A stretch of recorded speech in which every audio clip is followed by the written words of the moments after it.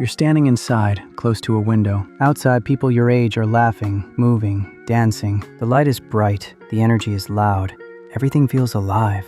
Inside, the room is quiet. Not empty, just quiet. You're not sad, and you're not angry. You're simply still. And in that stillness, a thought appears. Maybe you don't want to be there. Maybe you want distance. And almost immediately, something tightens in your chest. Guilt. Not because you hurt anyone, not because you said something cruel, but because you didn't move toward them, because you stayed where you are. That's the kind of guilt that's hard to explain. It doesn't feel moral, it feels automatic, like a reflex, as if wanting space were already a mistake. For some people, guilt doesn't come after doing harm. It comes after changing direction. It shows up the moment you stop being available in the way others expect. You don't disappear. You don't attack. You simply pause. You reply later. You say no without a long explanation. And the guilt arrives, heavy and fast, as if something inside you were saying, "This isn't allowed." That's because the guilt isn't reacting to your behavior. It's reacting to what that behavior represents. A shift. A break in a pattern that has existed for a long time.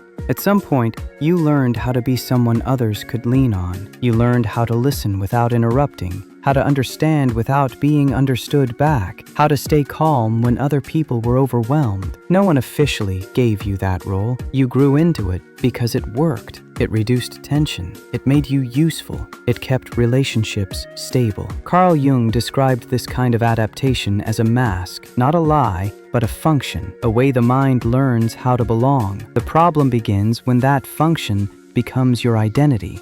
When being the reliable one stops being something you do and becomes something you are. Distance doesn't feel neutral anymore. At that point, it feels dangerous. When your sense of self is tied to a role, stepping away from it feels like a loss. Not just for others, but for you. Distance doesn't only remove you from people, it removes you from the version of yourself that everyone recognizes, the one that feels familiar. So when you pull back, guilt shows up to pull you back in. Not because you're doing something immoral, but because your mind is trying to protect an old structure, a structure that once kept you connected, even if it slowly exhausted you. There are parts of you that didn't fit that role, the need for space, the desire to be unreachable sometimes, the irritation that comes from always adjusting. Those parts didn't disappear, they were simply not used. Jung called this the shadow, not the bad part of the personality, but the part that never had permission to exist. When you finally want distance, that shadow becomes more noticeable. It doesn't show up gently because it was ignored for a long time, and the mask, the role you've been living in, labels it selfish. But selfish isn't always wrong. Sometimes it simply means separate. Real conscience is specific. It points to an action. It says, you did this. Take responsibility. The guilt you feel when you want distance is different. It's vague, heavy. It doesn't point to harm. It points to identity. It says, you're not being who you're supposed to be. Jung observed that when people change psychologically, they often experience anxiety and guilt, not because they are regressing, but because the old way of being is losing its grip. The mind prefers what is familiar, even when it is draining. So guilt becomes a way to keep you where you were. When you've been a stabilizing presence, some people start leaning without realizing it, not out of malice, but out of habit. Your calm became part of their balance. When you step back, they feel the imbalance, and instead of noticing their own discomfort, they experience it as something you caused. Jung described this as projection. Something internal is felt as external. Your distance becomes the problem, not the dependency that existed before. Because you're perceptive, you sense this immediately, and that awareness can make the guilt even stronger. Distance is not the opposite of care. Often, it's the beginning of honesty. Jung believed the aim of psychological growth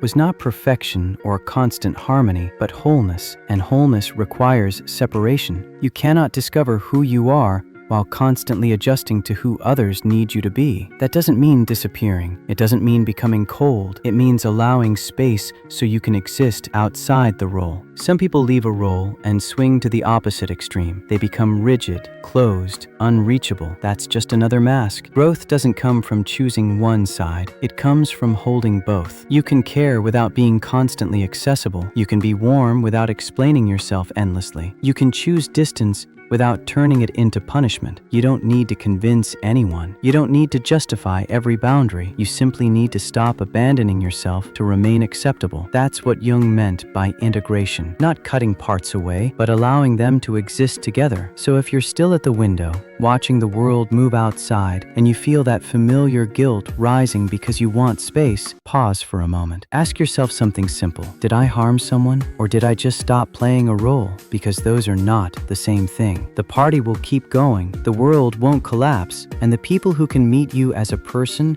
not as a function, will still be there. You're not wrong. You're just no longer pretending.